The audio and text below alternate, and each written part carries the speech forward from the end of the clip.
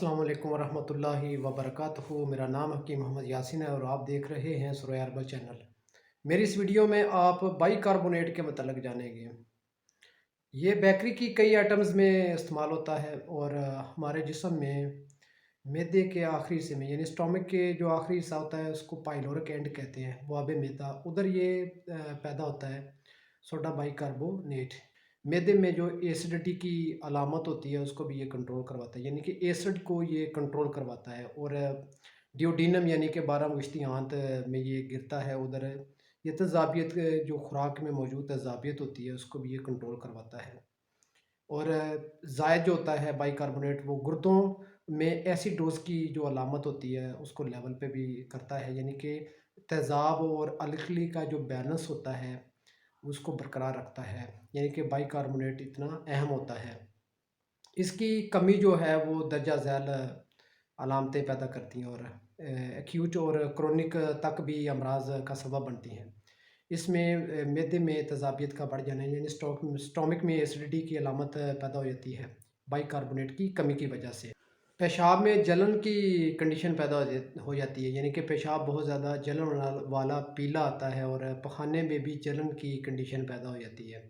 फोड़े फिनसियाँ जिनसे खून निकलता है ये भी जो बाइकार्बोनेट की कमी की वजह से होता है। और जोड़ों में जो दर्दें होती हैं इसकी भी बुनियादी तौर पर वजह यही होती है कि जिस्म के अंदर एसिड ही इतना मकदार में बढ़ गया होता है कि वो साख्तें जो होती हैं, साख्तें जितनी भी हैं उसमें मौजूद अलकली जो होती है उसको ये जो एसिड वो खा लेता है।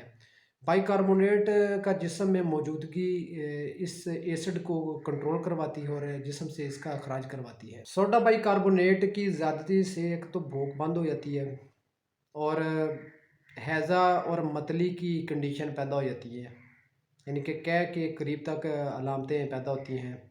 बाइकार्बोनेट की ज़्यादती की वजह से, जिसम में इसकी ज़्यादती की वजह से या खुराक वगैरह जो हम को इस्तेमाल करता है तो अलकली की ज़्यादा जो खुराक मबनी ग़िज़ाएँ इस्तेमाल करता है तो उससे भी जो है वो बाइकार्बोनेट का लेवल जिस्म में बढ़ जाता है और इससे कमर दर्द और टांगें दर्द होती हैं और पेशाब सफ़ेद बार बार खारिज होता है और रात के वक्त पेशाब बहुत ज़्यादा आता है। ये बाइकार्बोनेट के बढ़ जाने की वजह से होता है।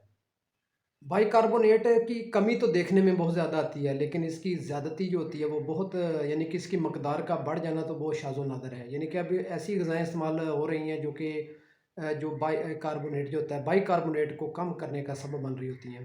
और एसिड इतना ही ज़्यादा जिस्म में ग़िज़ाओं के इस्तेमाल की वजह से बढ़ जाता है कि बाइकार्बोनेट की जिस्म में कमी हो जाती है।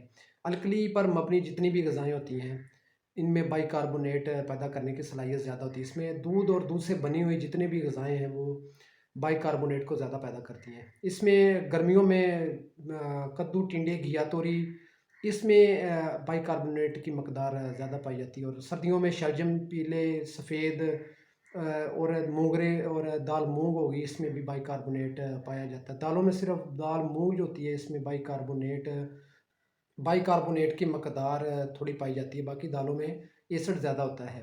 इसलिए दाल मूँग जो इस्तेमाल कर सकते हैं और मोगरे और शलजम और गाजर, मूली इसमें भी बाइकार्बोनेट पाया जाता है। बाइकार्बोनेट के मतलब मेरी इस इन्फॉर्मेटिव वीडियो को आप लाइक कीजिए और अपने दोस्तों में भी शेयर कीजिए। मेरे चैनल को भी सब्सक्राइब कीजिए और बेल आइकन को भी दबा दीजिए ताकि मैं आपके लिए ऐसी इन्फॉर्मेटिव वीडियो लाता रहूँ।